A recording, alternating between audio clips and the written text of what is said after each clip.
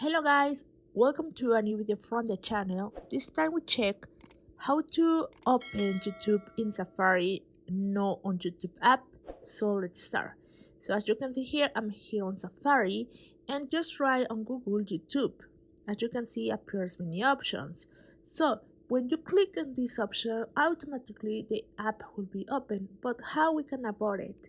So just keep press this and then just click here on the options and open in a new tab.